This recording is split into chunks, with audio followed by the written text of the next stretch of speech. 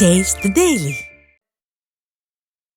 ஸ்டாலினின் failure model அரசு கடந்த 4.5 ஆண்டுகளில் கோவை மாவட்டத்திற்கு எந்த ஒரு திட்டத்தையும் கொண்டு வராமல் புறக்கணித்து விட்டதாக அதிமுக தலைமை நிலைய செயலாளர் SP வேலுமணி குற்றம் சாட்டியுள்ளார். கோவை மாவட்டம் கருகம்பாளையத்தில் 13வது வார்டு செயலாளர் சாய் மெடிக்கல்ஸ் கார்த்தி ஏற்பாட்டில் EPS டிராபி கிரிக்கெட் போட்டி நடைபெற்றது.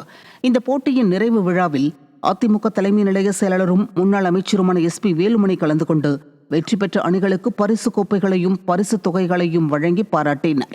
அப்போது உரையாற்றிய அவர், நீட் தேர்வு ரத்து செய்யப்படும் என்று கூறி மாணவர்களை ஸ்டாலினின் ஃபெயிலியர் மாடல் அரசு ஏமாற்றிவிட்டது என்று குற்றம் சாட்டினார்.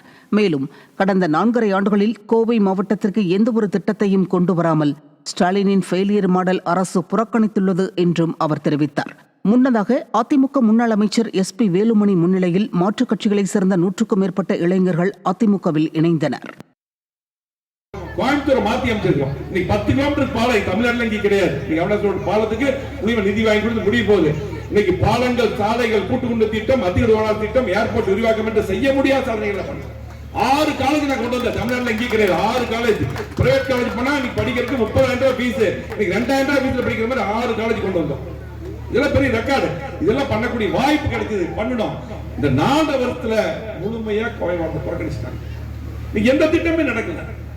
கண்டிப்பாக நீங்க எல்லாம் இருக்கீங்க, இந்த மேடையில சொல்றேன், கண்டிப்பா 6 மாசத்துல மிகப்பெரிய ஆட்சி மாற்றம் நடக்கும். மீண்டும் விடுபட்ட திட்டங்களை, கோயம்புத்தூருக்கு விடுபட்ட திட்டங்கள் மெட்ரோ அத்தியோட திட்டம் 2 ஏர்போர்ட் விரிவாக்கத்துக்கு நான் அமைச்சருக்கு லேண்ட் எடுத்து கொடுத்துட்டோம்.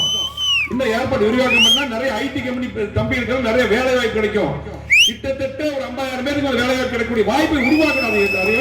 திமுக மீண்டும் அந்த வாய்ப்பு கண்டிப்பா கிடைக்கும். மீண்டும் கண்டிப்பா ஏர்போர்ட் விரிவாக்கத்தை கொண்டு வருவோம்.